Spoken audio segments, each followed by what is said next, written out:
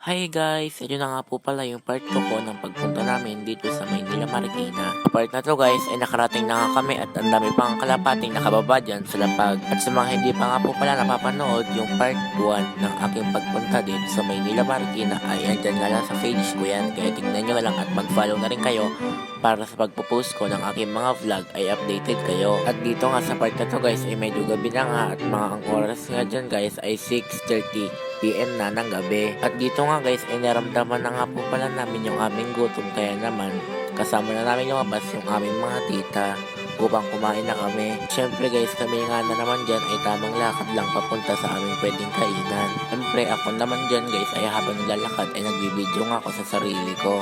O bakit ko kontra ka? Videohan mo rin yung sarili mo kung gusto mo. Syempre, joke lang. At dito nga sa part na to guys ay andito na nga pala kami sa gilid ng highway at nakalabas na nga po pala kami sa loob ng Marikina Sports Center. At habang naglalakad nga kami dyan guys ay nagbabuhat na nga rin pala yung pinsan ko sa tito namin. Dyan nga guys ay medyo malayo-layo rin yung aming nilakad papunta sa aming pwedeng kainan. At dito nga guys may nadaanan pa kaming mountain. Dahil tulad nga ng mga sinasabi ko sa inyo guys, na minsan nga lang kami makikita ng mga ganito. At ito nga po pala yung harap ng Marikina Sports Center kapag gabi. Diyan nga guys ay manghang-mangha nga yung pinsan ko. At dito nga guys ay may nakita na nga kaming gotohat. Kaya nga dyan guys ay dali-dali na nga namin hinanap yung tawiran upang makatawid na kami sa kakayanan naming gotohan. At dito nga guys ay may nakita na nga kaming tawiran at yung pinsan ko nga dyan na maliit na buhat-buhatan yung tito ko ay nagtuturo-turo pa. At nang makatawid na nga kami guys ay ito nga po pala yung mga price ng mga tinitinda nilang mga menu.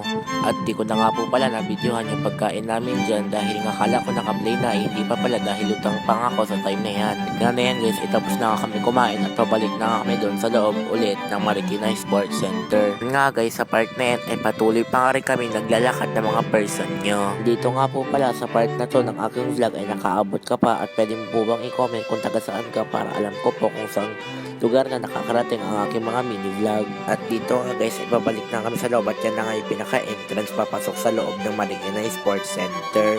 At nung makabalik na nga po pala ako sa loob ay tinignan ko na nga po pala yung oras at 8:11 na nga po pala ng gabi. Dito nga guys ay mga katapos na lumipas sa mga ilang oras na paglabas namin ay pauwi na nga po pala kami dyan at chinek ko nga po ulit yung oras at 11 na nga pala dyan ng gabi. Yes guys, inabot na po kami ng gabi dito sa loob ng Marikina Sports Center at palabas pa lang po kami ngayon pauwi na ng Tarlac. Tignan nyo nga naman po pala dyan sa video guys na sobrang dilim na kasi nga dyan guys ay gabing-gabi na at antok na nga kaming lahat dyan. Makabalik na nga po pala kami sa bus namin sinakyan at ayan nga po pala ang ayos namin dito. At nang maramdaman ko na ang paalis na yung bus namin guys ay tinignan ko na nga ulit yung oras at 11:35 na nga pala ng gabi dyan nung umalis na kami dito sa Maynila, Marikina.